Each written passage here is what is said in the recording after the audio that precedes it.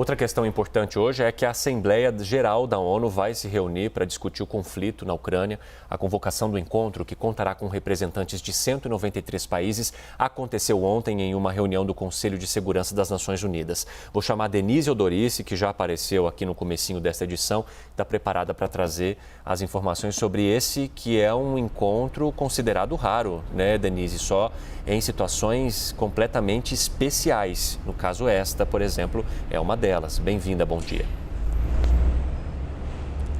Exatamente. Bom dia para você, Evandro, Elisa. A gente continua nessa cobertura difícil e triste, né? Muito triste ver o que está acontecendo em pleno século XXI. É a primeira vez que a Assembleia Geral da ONU se reúne de maneira assim extraordinária em 40 anos. E a ideia é justamente reunir os 193 países membros da ONU para discutir e adotar uma resolução conjunta a respeito do conflito na Ucrânia, né? Então a gente teve 2 reuniões do Conselho de Segurança, a última foi ontem, e que quando acontece a reunião do Conselho de Segurança, a questão é que os membros permanentes, e a Rússia é um deles, têm poder de veto. Então a gente teve essa tentativa, né? A gente lembra durante a semana de adotar uma resolução de condenação ao conflito, mas a Rússia foi lá e votou contra, claro, então isso não aconteceu. Aí ontem teve uma nova reunião do Conselho de Segurança, justamente com a intenção de acionar esse artigo que permite a convocação de uma Assembleia Geral de maneira extraordinária, né, que é o que vai acontecer hoje, para então tentar chegar numa resolução conjunta dos 193 países. Nesse caso da Assembleia Geral, nenhum país tem poder de veto. O que é necessário é que pelo menos 2/3 dos países membros votem a favor. Então, claro que há bem mais chances de essa resolução ter sucesso, né, na aprovação hoje na Assembleia Geral do que no Conselho de Segurança.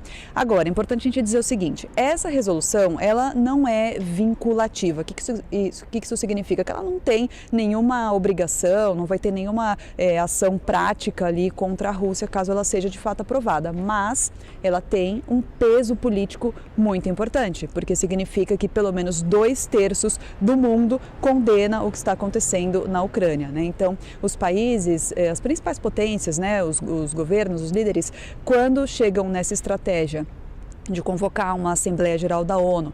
Para isso, como eu disse, não é necessariamente para fazer algo de fato, de maneira prática, contra o governo russo, né? Mas sim para mostrar o peso político e a condenação do mundo todo sobre o que está acontecendo lá. Então, a gente está no aguardo dessa Assembleia Geral da ONU, que acontece ali em Nova York, e hoje também vai ter uma outra reunião do Conselho de Segurança, mas dessa vez para falar sobre ajuda humanitária para a Ucrânia. Então, são duas coisas diferentes, mas de qualquer maneira, todos os olhos voltados, né, esforços focados nesse conflito da Ucrânia. Evandro e Elisa. Denise, nos conte uma coisa, além dessas reuniões que estão previstas, e foi bem interessante você nos explicar que na prática não ocorre nada, não é que vão tomar uma decisão e aí vão habilitar uma atitude, algo que vai ser colocado em prática. É mais uma questão de um peso político, não é? Um peso tremendo em cima da Rússia. E quando a gente fala de peso, dessa pressão, a gente lembra das punições, das sanções, que não param de ocorrer. É uma loucura o que a gente tem podido ver no mundo inteiro, a quantidade de sanções que estão sendo direcionadas aos russos.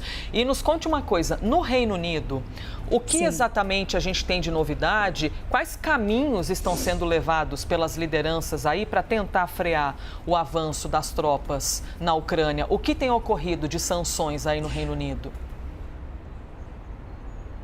Vamos lá, eu vou falar de uma nova decisão que foi anunciada hoje cedo, são 9h24 da manhã ainda aqui, mas já teve um comunicado do governo, do ministro das Finanças, Rishi Sunak, falando sobre mais uma ação punitiva contra a Rússia, que é a seguinte: entidades britânicas estão proibidas de fazer quaisquer transações financeiras com as principais instituições da Rússia, incluindo o Banco Central da Rússia.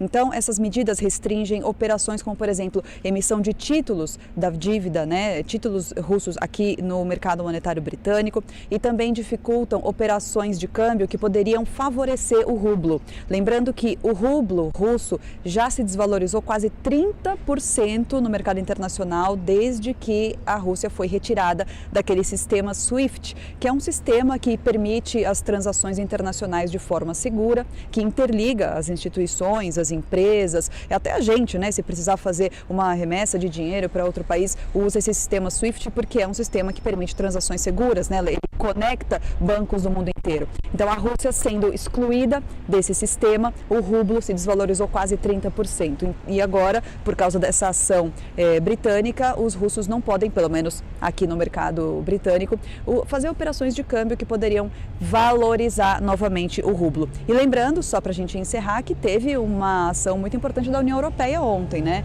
Que anunciou, além de mais sanções econômicas, o fechamento de todo o espaço aéreo do bloco para aeronaves russas. Elisa e Evandro.